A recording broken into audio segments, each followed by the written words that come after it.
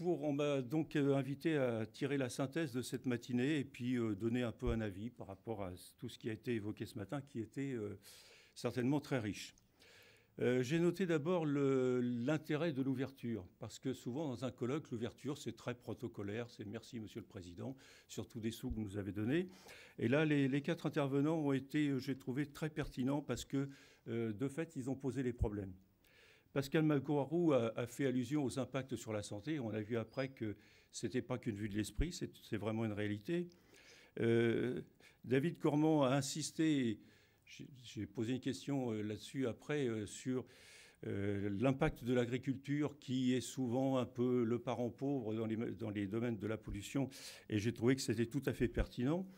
Dominique Randon a rappelé que Air Normand avait 40 ans, c'est donc effectivement un anniversaire.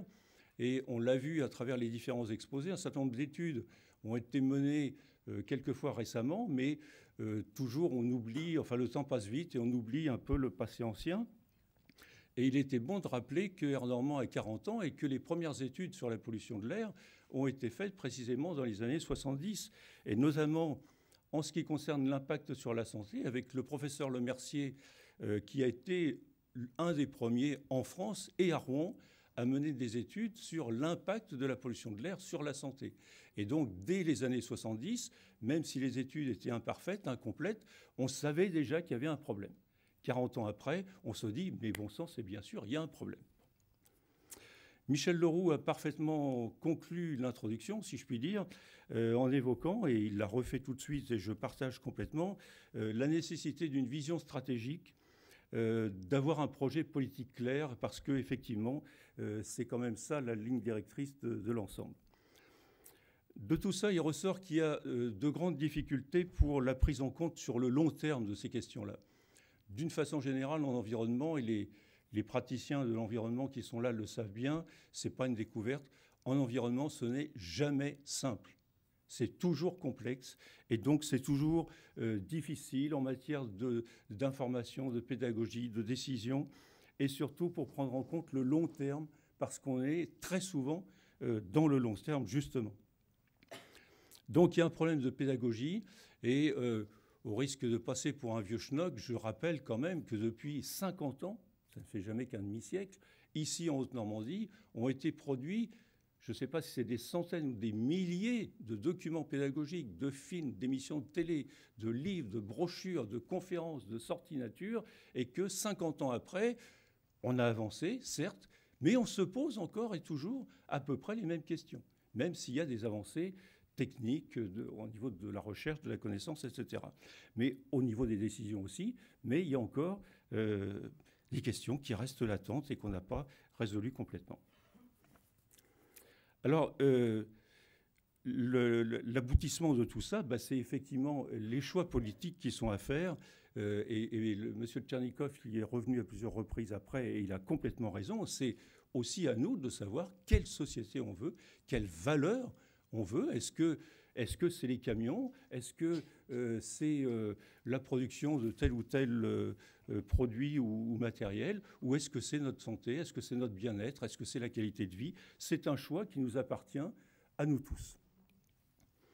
Alors justement, M. Tchernikov a évoqué un certain nombre d'études qui montrent la complexité de l'approche de ces questions-là parce que les situations sont multiples, parce qu'il y a tout un tas de facteurs qui sont à prendre en compte, des facteurs d'environnement, des émissions de pollution, du contexte dans lequel elles se font, des facteurs individuels de santé des personnes concernées.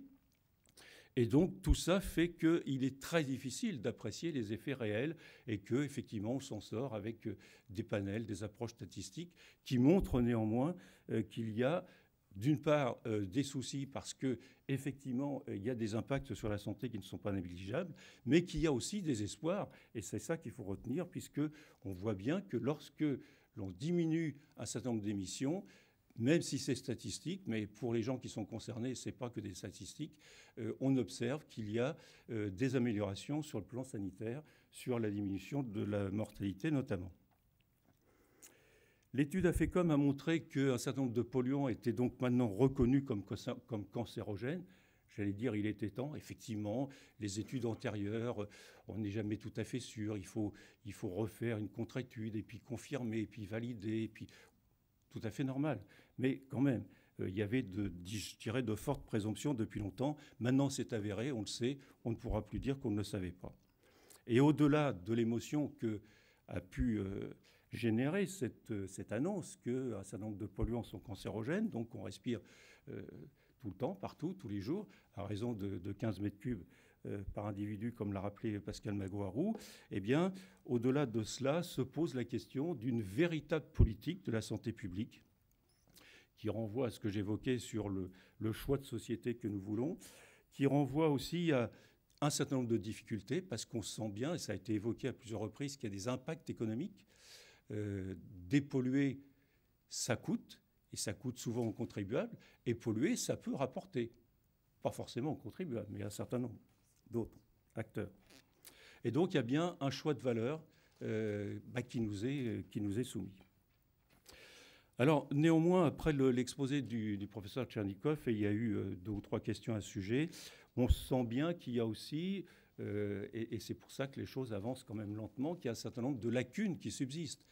On a beaucoup avancé en matière de connaissances sur certains polluants, mais il y a encore des choses qui restent, je ne dirais pas qu'on n'a rien fait du tout, mais sur lesquelles il y a encore à progresser. Il a été évoqué les pesticides, bien sûr, il a été évoqué les produits utilisés à l'intérieur de nos habitations, on y est revenu tout de suite. Et à cet égard, je ne sais pas s'il y a ici quelqu'un du Muséum de Rouen, je voudrais souligner l'intérêt de l'étude qui a été menée récemment au sein du Muséum de Rouen, un établissement recevant du public, qui a fait une étude approfondie sur l'impact des produits qui sont utilisés pour la conservation des collections, et donc qui se diffusent à l'intérieur des locaux qui ne sont pas ventilés, qui sont très confinés, et il y avait une vraie question. Les résultats sont tout à fait rassurants dans la mesure où les mesures qui ont été faites montrent qu'on est très en deçà des normes en vigueur. Mais néanmoins, c'était intéressant de souligner cette initiative. Donc il y a des lacunes dans la recherche encore, je n'en fais pas grief aux chercheurs, je sais bien que tout ça est très complexe, mais il y a encore un certain nombre de choses à étudier sur lesquelles il faut absolument approfondir, même s'il a été souligné qu'il y avait bien sûr des intérêts économiques en cause, c'est la question qui a été posée encore à l'instant, et qu'on sait bien que tout ça c'est très très difficile. Et donc on en revient à ce foutu problème de valeur qui appartient aux élus, mais aussi aux citoyens, d'autant plus que les élus, c'est nous qui les élisons précisément. Dans l'exposé de Dominique Le Picard, on a bien vu que la réglementation est riche, trop riche, penseront certains. J'ai moi-même posé la question de la multiplicité de ces plans qui devient à un moment donné assez illisible, et M. Leroux l'a rappelé indirectement à l'instant. Je note quand même qu'à travers un certain nombre d'interventions ou d'exemples qui ont été montrés, qu'il y a des pistes sur lesquelles il faut sans doute aller plus avant. La piste notamment du territoire, c'est-à-dire que cette multiplicité de plans, on s'y perd, tout le monde s'y perd, mais on voit bien qu'avec un certain nombre d'initiatives qui ont été prises, comme sur la CREA par exemple, ou sur d'autres collectivités, quand on regroupe tout ça et qu'on fait une approche globale, une approche synthétique au niveau d'un territoire, déjà, on y voit beaucoup plus clair. Et donc, tout ça, ça nous renvoie à cette idée qu'il faut sans doute agréger toutes ces problématiques pour les rendre plus lisibles, plus facilement applicables au niveau d'un territoire. Et donc, question subsidiaire, j'allais dire, sur quel territoire? Parce qu'on voit bien qu'au niveau d'une communauté d'agglos comme la CREA, je ne dis pas que c'est simple, mais on peut le faire. Au niveau d'une communauté de communes comme Pont-de-Mer, c'est déjà moins facile. Et au niveau d'une commune perdue dans le fond du Pays de Brette, 200 habitants, je ne vous en parle même pas. Ça veut bien dire donc que ça renvoie à une autre question récurrente, mais qui est celle qu'il faudra bien trancher un jour, qui est celle aussi justement de ces territoires et donc des collectivités territoriales, parce qu'on voit bien que, même si c'est un autre sujet, là aussi, il y a un sacré ménage à faire pour justement parvenir à une prise de décision plus facile. Le problème des contrôles a été évoqué aussi, bien sûr, et on voit bien que, c'est pour moi qui le dis, ça a été dit, il y a certaines catégories socio-professionnelles. On ne va quand même pas prendre le risque de faire déverser trop de fumée devant la préfecture, donc les gros tracteurs, on n'a pas vu les gros tracteurs. Bon. Je n'en dirai pas plus. Sur la table ronde sur l'air intérieur, pour clôturer cette demi-journée, on voit bien, et ça aussi c'est positif, parce qu'il ne faut pas voir que le négatif, bien entendu, c'est jamais ni tout noir ni tout blanc, on voit bien qu'il y a des gros efforts qui sont faits en matière d'information, de pédagogie, que ce soit par Air Normand, par la CREA, par la Reine, Cardair, etc., etc. Des gros efforts d'information et de pédagogie par rapport à la réglementation, par rapport à des produits nouveaux, par rapport à des matériaux nouveaux qu'on utilise dans nos maisons, notamment dans le bâtiment. On a bien vu qu'il y avait déjà des applications qui vont très loin, puisque plus loin que la réglementation en vigueur au niveau de la CREA, donc des expérimentations tout à fait intéressantes et qui ont certainement valeur d'exemple. On a bien vu l'importance de la ventilation, et là aussi, on retrouve la difficulté d'expliquer tout ça, puisque, a priori, on préconise des choses qui, pour le profane, apparaissent comme contradictoires. Donc, il y a un gros effort, et même si là non plus, ce n'est pas le sujet, parce que j'ai des marottes comme ça, ou c'est l'âge, hein, certainement. Et donc, je voudrais redire ici quelle erreur on a fait depuis quelques décennies de toujours envoyer les plus mauvais élèves vers le bâtiment. Mais quelle erreur! Parce que cette erreur, on la paye maintenant, précisément. On voit bien que quand on veut innover, quand on veut faire une maison BBC ou autre, eh ben, allez les chercher, les professionnels.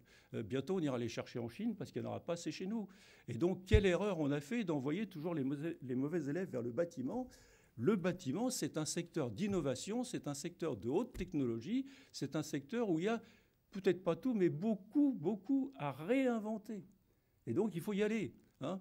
On peut mettre des bacs +5 dans le bâtiment, mais oui, ils ont la place.